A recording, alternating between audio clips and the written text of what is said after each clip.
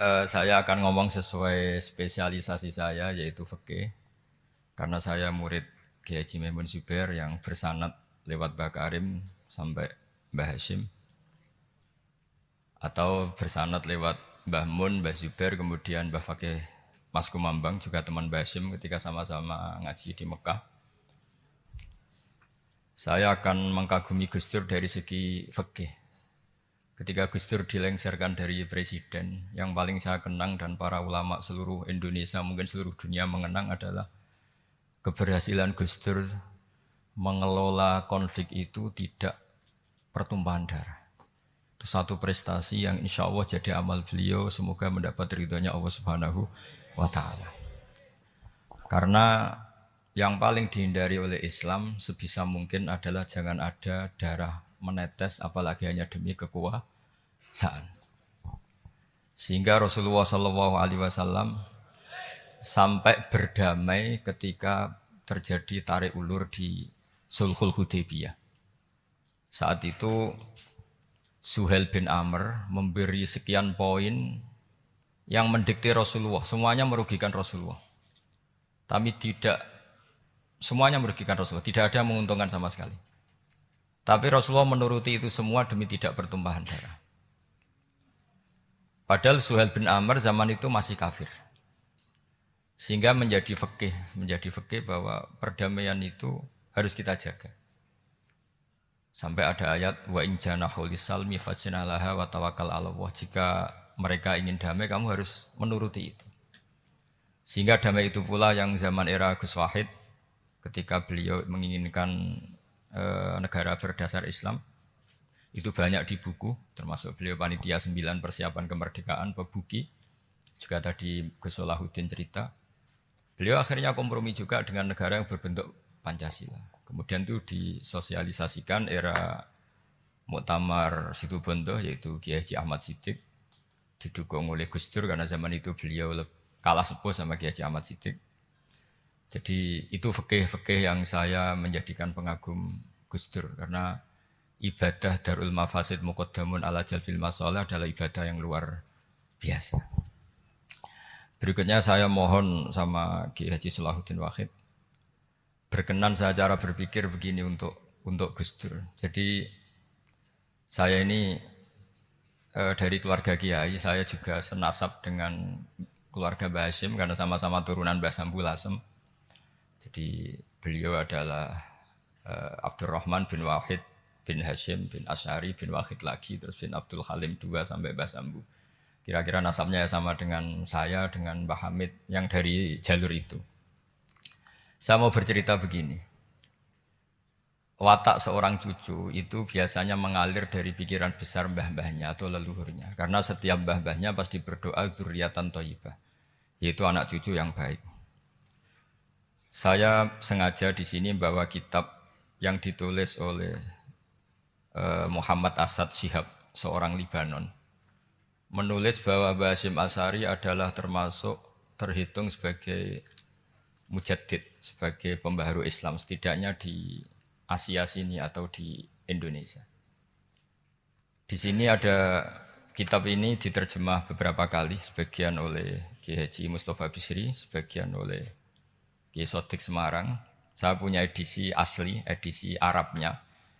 Karena saya dari awal ingin ngaji sama santri-santri Tebu Ireng. Karena buyut-buyut saya itu termasuk gurunya Mbah Soleh Darat. Jadi buyut saya yang di Kudus, Pondok Damaran itu dulu Mbah Soleh Darat pernah ngaji di situ. Dan Mbah Hasyim kecil pernah ngaji sama Mbah Soleh Darat. Dan tentu biasa itu dalam ilmu sanad. Guru-guru saya indukannya di Mbah Hasyim juga pernah ngaji beberapa ulama di Pantura. Dan saya pastikan di antara perilaku atau manhaj Mbah Hasyim adalah ini saya baca guru-guru beliau, kemudian ada perilaku yang persis ditiru Gus Dur. Jadi itu bukan sekedar bukan sekedar mitos atau kebetulan. Beliau punya pilihan-pilihan yang dipilih sampai akhir hayatnya. Di sini ada cerita proses Mbah Hashim ngaji, kemudian pernah ada seorang Jerman mau belajar Islam sama Mbah Hashim, kemudian ditemui beliau dengan sangat hangat ketika sudah mengenal Islam secara detail. Ya saya ulang lagi, ketika sudah mengenal Islam secara detail, beliau ngendikan, kamu jangan tergesa-gesa, kata beliau. Kamu harus menerima Islam ini secara al-bayyinah, secara argumentatif, secara logika yang benar, jangan karena terpaksa. Itu pula yang akhirnya Mbah Hashim mendorong khurriyatul fikri. Orang itu harus merdeka dalam berpikir. Itu pula yang mengilhami Rasulullah SAW ketika Sulhul Hudaybiyah. Orang kafir yang masuk Islam harus dikembalikan ke habitat kafir karena itu habitat asli. Karena rata-rata dulu suku Mekah zaman itu kafir semua. Tapi yang orang Islam masuk kafir harus dibiarkan karena dianggap kembali ke habitat. Tentu semua perjanjian itu merugikan Rasulullah SAW. Tapi yang unik Rasulullah itu menerima itu semua. Kata Rasulullah, sudah perjanjian itu kita terima saja. Akhirnya perjanjian itu diterima. Kemudian tapi Nabi hanya minta satu hal. Orang kafir Quraisy tidak boleh melarang orang diskusi Islam. Akhirnya mereka diskusi tentang Tuhan, tentang agama, tentang macam-macam. Sehingga mereka akhirnya membandingkan, namanya punya Tuhan batu sama Tuhan yang disebut Muhammad. Tentu mereka masih jangkar pakai nama Muhammad. Mereka diskusi. Kalau kita punya Tuhan berhala, efeknya begini-begini. Kalau Tuhan kita banyak, efeknya gini-gini. Diskusi. Yatafawaduna fil hadis. Mereka diskusi secara terbuka. Terus fama ahadun ya'kilu syai'an illa dakhala fihi. Kemudian seseorang yang berpikir secara benar, yang mengenali Islam, pasti akan masuk Islam. Sehingga karena mereka diskusi bebas tanpa tekanan, akhirnya mereka memilih Islam. Dan selama mereka Islam, mereka akhirnya ikrar Islam sama ikrar ya cara sekarang ikrar, kemudian menjadi Muslim. Dan otomatis perjanjian itu dibatalkan. Makanya kata Imam Zuhri, guru Imam Malik, maka nafathun a'zuma fil Islam min sulhul Hudaybiyah. Enggak ada kemenangan Islam sehebat kemenangan dalam Hudaybiyah, yaitu orang berbebas berpikir. Kemudian kebebasan berpikir ini pasti mengarah ke mengaku yang benar, menanggalkan yang salah. Tentu orang dulu mendewa-dewakan Lata Uzza, pokoknya menuhankan makhluk, menjadi sadar bahwa itu aneh. Kenapa kita harus sembah batu yang dipahat? Kenapa kita harus menyembah makhluk dan sebagainya? Dan akhirnya mereka Islam. Tapi dulu kalau suasana perang itu keinginan orang hanya ingin menang kalah. Jadi yang kafir itu hanya ingin menang. Pokoknya jangan sampai kalah. Enggak pernah berpikir Islam itu apa. Di mana-mana perang itu ya pikirannya menang kalah. Tapi setelah enggak ada perang, meskipun segala perjanjiannya merugikan Islam, orang akan berpikir secara objektif. Makanya fama ahadun yaqilu syai'an illa dakhala fihi. Tidak ada seseorang yang berpikir tentang Islam kecuali akhirnya masuk Islam. Sehingga itu disebut maka nafathun a'zuma fil Islam min sulhul Hudaybiyah. Enggak ada futuhat yang sebesar sulhul Hudaybiyah. Ya kitab ini namanya Wadi'ul Labinat Istiqlalil Indonesia. Mungkin santri Tebuireng mungkin lebih tahu ya karena harusnya lebih tahu. Jadi kalau tahunya baru sekarang ya rondo innalillahi wa inna ilaihi rajiun.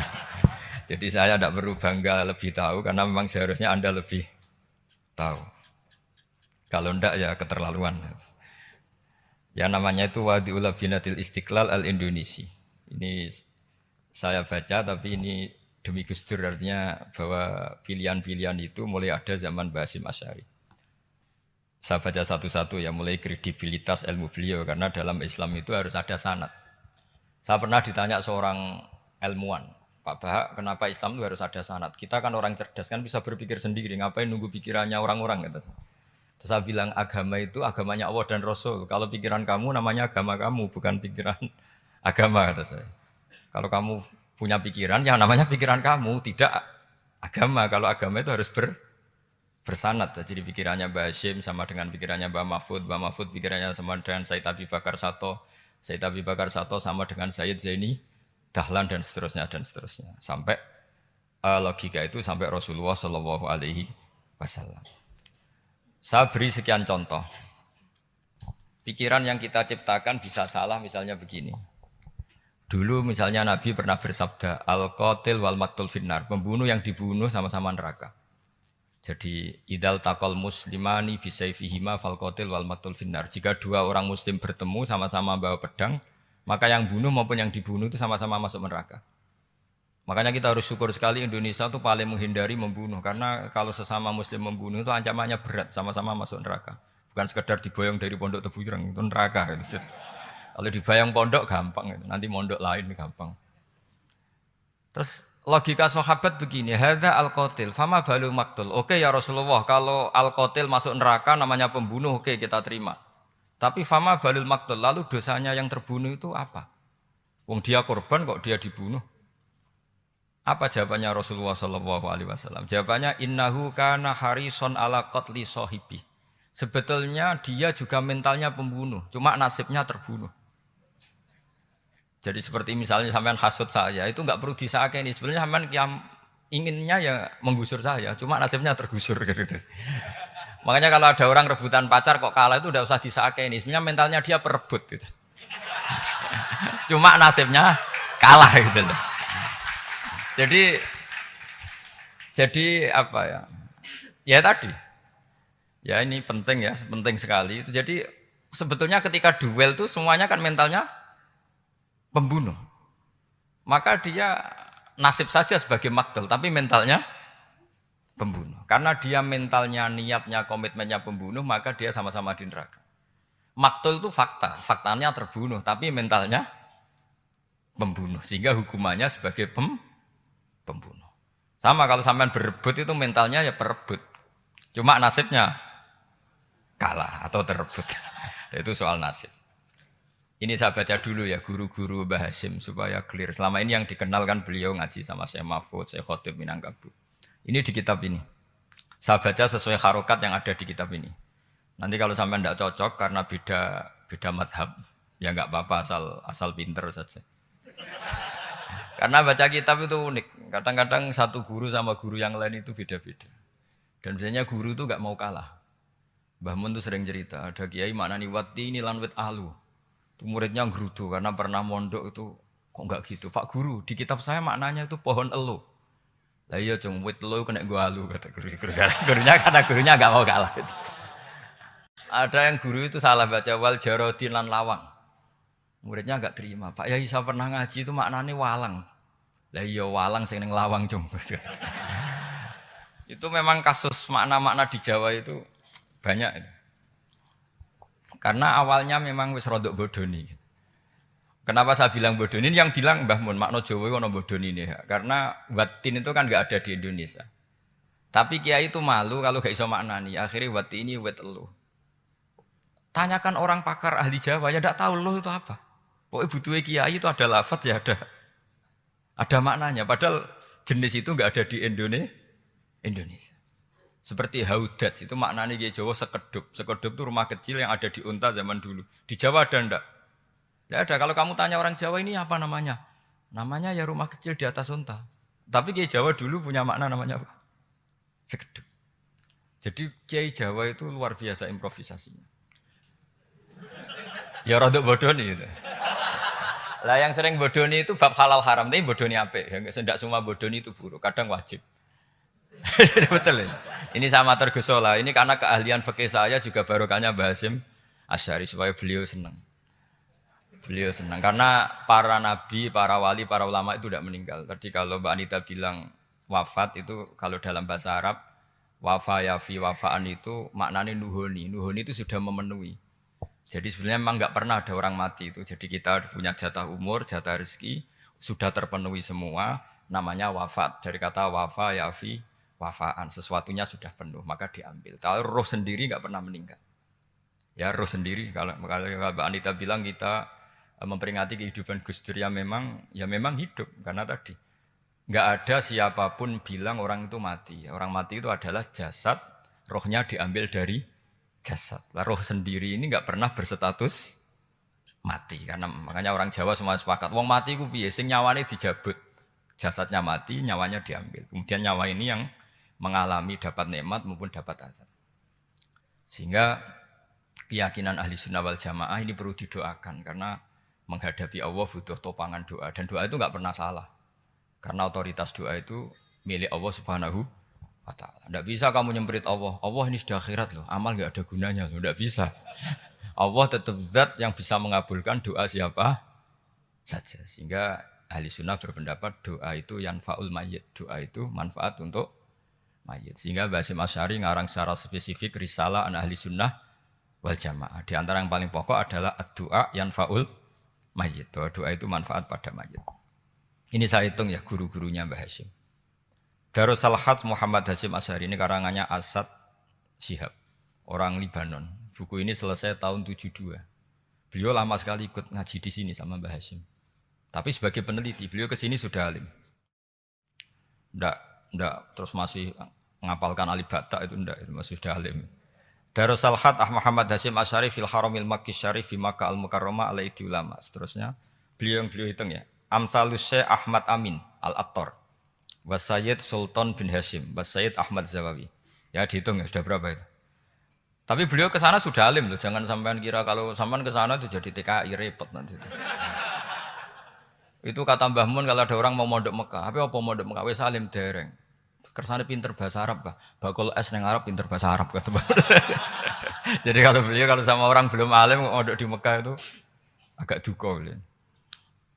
Ya, Syekh Ahmad Amin Al-Attar, Wasayyid Sultan bin Hasyim, Wasayyid Ahmad Zawawi, Wasayyid Ibrahim Arab, Wasayyid Ahmad bin Hasan Al-Attar, Wasayyid Said Al-Yamani.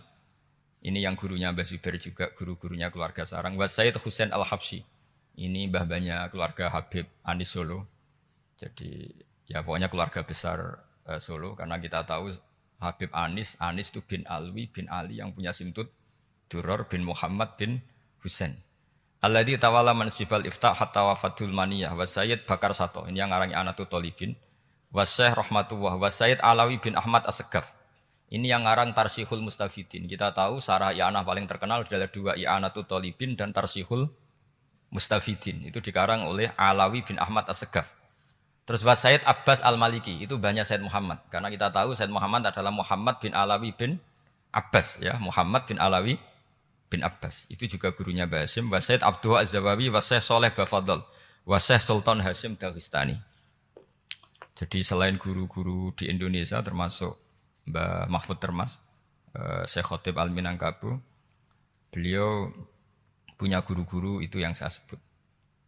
Lalu barokahnya guru-guru itu, ya barokahnya guru-guru itu, Mbah Hasyim berpikir seperti itu. Dan berpikir seperti itu yang mengilhami Gus Wahid, kemudian Gus Wahid mengilhami Gus Dur. Kenapa saya cerita ini? Supaya kamu tahu bahwa pikiran-pikiran besar Gus Dur itu ada sanadnya. Jangan sampai kamu berpikir Gus Dur cerdas muka kan delok film lah, terus gue delok film kan ya repot gitu. Jadi makanya ini, karena banyak juga yang cerita Gus Dur sebagai budayawannya, sebagai demokratnya, sebagai pluralisnya. Yang cerita itu kan sudah ada, masa saya disuruh cerita itu lagi? Jadi kalau sampean saya cerita itu lagi kan coro Jawa tahsilul hasil. Jadi ini itu tidak bidang saya. Bidang saya akan melihat Gus Dur sebagai cucu Mbah Hasyim siapa? Asy'ari. Ini saya baca ya. Ini bahasa Jerman tapi sudah diagak-agak Arabkan. Ma'al Muhandis Karel von Schmidt. Ini Mbah Hasyim. Jangan kira yang pernah berkawan ya bersosialisasi dengan non muslim itu mulai Gus Dur. Mulai Mbah Hasyim ini di halaman 108 kitab tadi. Wadi'ul Labinati Istiqlal Al-Indonesi. Kitab ini boleh sampean gasap kok. Nanti setelah ini tak bawa pulang atau sampean gasap enggak apa-apa. Ini santri-santri tafsir enggak apa-apa. Siap ya? Ya nanti bisa dibajak. Lakot kan seterusnya hakon ziaratil alam Muhammad Hasyim wa kana dzalika fi yaumini 7 Juli tahun 1936. Fi maqorihi Tebu Ireng. Haitsu taqaltu indahu bil muhandis Karel von Schmidt. Wa kanatil fursa saikhal tahadus ma'ahu tawilan. Terus setelah itu ini ceritanya muallif menangi Mbah Hasyim diskusi sama orang orientalis. Ini kata muallif Wa hadhil uqdatu takunu aqidatan wa hiya uqdatul mustasyrikin. Fa kullu shay'in ya'ti minal ghurbiyin wal irobiyyin wa Eropa ya'tabirunahu dasisah. Jadi zaman itu Mbah Hasyim itu sering punya tamu dari Eropa, dari Barat, dari macam-macam. Sumastatrodal muhandis fa terus seterusnya sampai. Nah ini cerita saja betapa Mbah Hasyim itu perkawanannya luas sekali. Terus ini cerita akhirnya orang ini sampai masuk Islam. Ketika masuk Islam di antara pesannya Mbah Hasyim, saya ulang lagi di antara pesannya siapa? Mbah Hasyim itu beliau bilang kamu harus dipikir-pikir lagi katanya. Itu kan satu kearifan Mbah Hasyim ini saya baca karena saya takut ditegur ini. Saya juga nunggu surat kok tidak datang-datang ini kok. Supaya cepat selesai. Ini bebas. Kalau ada surat malah kebenaran ini karena sudah mulai nyari-nyari. Ya jadi saya mohon nanti kitab ini bisa dikaji di sini. Nanti saya tinggal di sini ada cerita-cerita sampai beliau berteman orang Eropa, terus beliau macam-macam sampai terus saya teruskan. Summa arsalatku syirka ila Indonesia amni 1929 watana qala fi kasir minal mudun wa makata akhiran fi madinati Surabaya bi Jawa Syarqiyah wa min huna bada'atil hidayah wa taufik taqudanihi ilal khairi. Hadas lautil hadis bil amil alladhi yakti fatratas tirah. Jadi orientalis tadi ketika berteman Mbah Hasyim lama-lama tertarik oleh Islam. Ketika mulai tertarik dengan Islam, wa sya'ara bil istiqra aruhi wal amnit tam wa kaifa ya'budu rabbahu ibadatan hakikiyah. Terus mulai tertarik dengan Islam, terus konsultasi sama Mbah Hasyim. Jadi tertariknya barokahnya Mbah Hasyim. Orang ini kemudian wabakiyal muhandis itu insinyur Karel von Schmidt fi Indonesia hatnan dalatil harbul alamiyah sehingga perang dunia kedua selesai wa indama qawamal indonesium didal hukmil al-Hollandi fi harbil istiqlal am wa kana muhandis fi sufil indonesiin dafahu islamuhu li syarika sak terus. Terus ini saya cerita jadi Mbah Hasyim pernah mengislamkan orang Belanda, orang Jerman. Orang apa? Orang Jerman, terus orang ini hidup di Hamburg. Sampai akhirnya beliau dakwah Islam di sana. Jadi ini penting ya supaya sampean tahu bahwa Tebu Ireng mulai dulu adalah komunitas internasional. Ya, Tebu Ireng mulai dulu adalah komunitas internasional. Jadi terus ketika ngadepi Indonesia yang dijajah, ini Mbah Hasyim bersama kawan-kawannya sepakat iktikaf di Multazam. Ini saya baca ya. Wa akhiran istama'a ma'a nukhbatin min haula'i talaba min zalama alaihi al-had Muhammad Hasyim ala ayata'ahadu wa yaqumu bi amalin fi lailatin lailan min laili syahri Ramadan. Al-mu'azzam istama'a haula'i talaba waladina yantamuna ila iddati qawamiyatin. Qawamiyah itu kalau bahasa sekarang perlawanan min Afrika wa buldani janubi Asia, Asia Tenggara wa Asia Wusta, Asia Tengah wal buldan al-Arabiyah wa kana al-had Muhammad Hasyim Asy'ari ahadahum wa waqafu jami'an amamal multazam bil Ka'batil musyarrafah wa ahadu wa aqsamul yamin ala yakum bil jihad fi sabilillah li ilahi kalimatil Islam wa tauhidil muslimin binasril ilmi wa tau'iyah wa tafaqquh fiddin talaban lil mardatillahi ta'ala la yarjuna min wara'i dzalika malan wala mansiban li anfusihim. Jadi sebelum beliau pulang ke Indonesia itu komunitas Asia Tengah, Asia Dekat, Asia Jauh semuanya dijajah karena Mesir dijajah Prancis, yang Burma dijajah ini, yang Indonesia dijajah ini, semuanya berdoa di Multazam. Intinya Mbah Hasyim itu patriotik betul. Tapi ya religius betul. Beliau berdoa di Multazam, beliau menyanggupi siap jihad melawan penjajah. Tapi saat itu juga berikrar kalau semua itu tidak untuk nyari pangkat. Makanya saya yakin Gus Dur adalah orang saat jabat presiden karena supaya Indonesia tidak chaos.